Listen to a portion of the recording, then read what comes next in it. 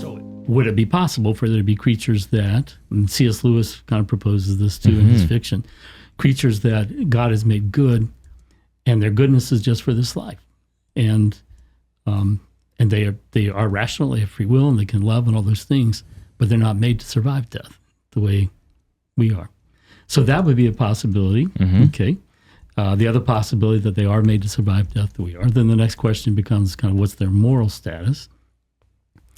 What do you mean? What's fallen? I see. So far I'm talking about spiritual status, kind of why. Yep.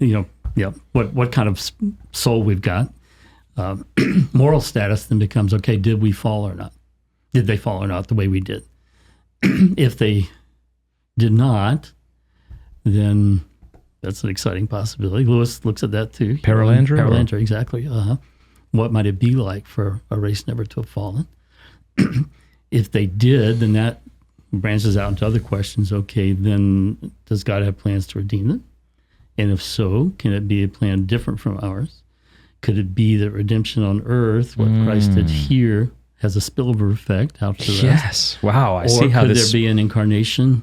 I see how this splinters very quickly, doesn't it? It branches out. The other thing Aquinas says in the Summa is that it wasn't strictly necessary that God become incarnate to save us. And that's the other point I was going to say. He said it's most fitting. This. Yeah. Here, but it could. God could do it another way because He's God. So that leaves open that possibility that He could redeem them in something other than incarnation.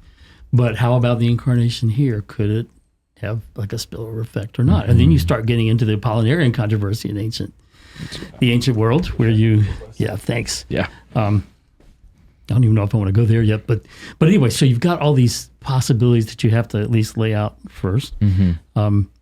If they, it could even be that God isn't going to redeem them. You've got a race that He's not going to redeem. People say it's contrary to His love, but what if they had testing in the beginning the way the angels are an example of that? The demons that fell, there's no chance of redemption for them now. What if there were an embodied species somewhere that was kind of like that especially where each one of them, the angels had their individual test, yes or no to God. Humans have to deal with original sin, whereas our first parents, and then have repercussions for us. What if there's a species out there that, like the angels, the individuals are given the test? And so you could have a mixed race. Some are fallen and some are not. There's so many things in our Christian teaching that show precedence for this kind of stuff, like the angels, So what else? If there's a possibility of Christ's work here, His incarnation here, having a spillover effect, and there's some things that are said by some of the church fathers about how the crucifixion was here, but the blood reached to the heavens, that kind of thing, and to all the universe, that might suggest that that's the case, and I certainly allow for it. But then when you start looking at some of the ancient controversies, you see, okay, this guy named St. Apollinaris, he's actually a saint, but he got something wrong, and it was that he thought, when they're trying to figure out how did the nature of Christ's divine nature and human nature come together, he said, well, his human nature is the human body, and the lower part of the soul, not the rational part, but the part that just animates us, makes our cells multiply, that kind of thing. But the higher part, rational part of the soul, the intellect, was replaced by the Word when the two joined. So Christ didn't have a human intellect. He had the Word instead, and then everything else human. And the church came back and said, that doesn't work. The principle was what was not assumed was not healed, meaning what the Word did not take to Himself was not healed. Wouldn't it follow then that if some alien nature was not assumed? Yeah, that's where you were going. And that's where I'm going. Yep. So it's a question. What if, because we tend to assume that there's going to be so much like us. We don't know.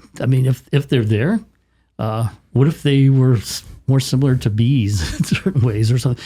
So that, trying to say to an alien, well, here's an incarnation, and he took on our nature and stuff.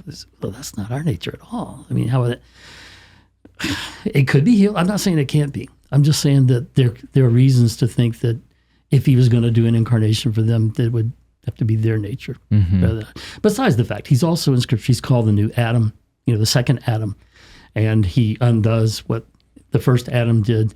And out there, they're not the descendants of Adam. They're not the children of Adam. So if he's kind of the second Adam, are they going to need their own second Adam? Hey, thanks so much for watching. Please be sure to like and subscribe and leave a comment below letting us know what you thought about the video.